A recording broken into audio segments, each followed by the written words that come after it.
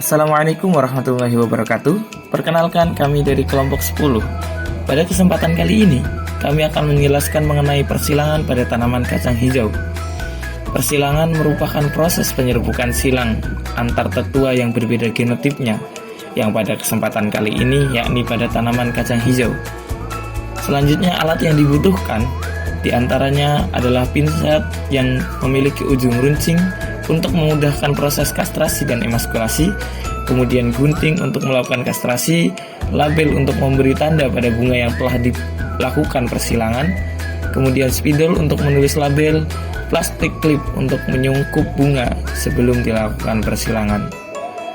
Bahan yang perlu disiapkan sebelum melakukan persilangan yakni bunga kacang hijau yang telah siap disungkup dan telah siap dilakukan persilangan. Langkah-langkah melakukan persilangan.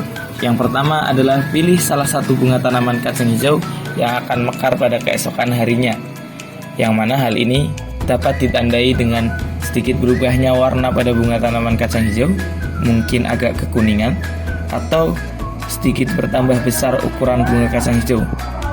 Yang jelas, tidak boleh bunga yang telah mekar, karena kita menginginkan kepala putik yang masih steril. Langkah yang kedua adalah kastrasi dan emaskulasi.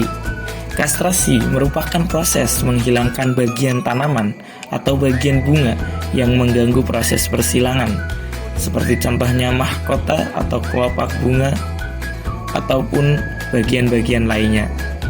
Kemudian selanjutnya adalah proses emaskulasi, yakni membuang alat kelamin jantan atau benang sari menggunakan alat pinset agar putik tetap steril.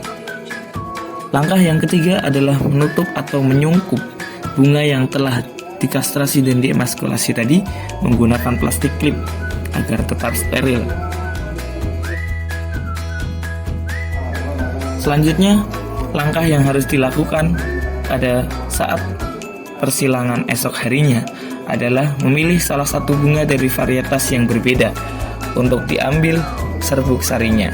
Bunga yang telah dipilih dikastrasi terlebih dahulu, lalu penyerbukan dilakukan dengan cara serbuk sari bunga tersebut ditempelkan ke kepala putik yang telah disungkup di hari sebelumnya.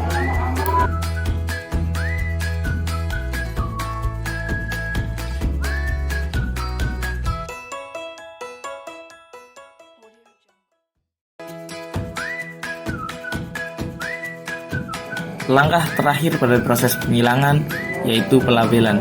Label diikat pada anak tangkai bunga.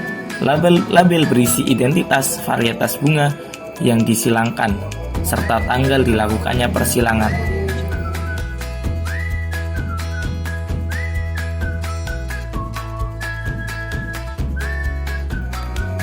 Demikian langkah-langkah penyilangan tanaman kacang hijau.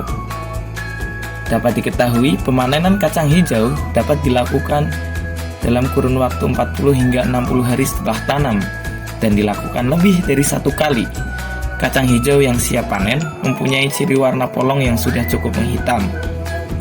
Mungkin sekian dari kelompok kami, lebih dan kurangnya kami mohon maaf. Terima kasih. Wassalamualaikum warahmatullahi wabarakatuh.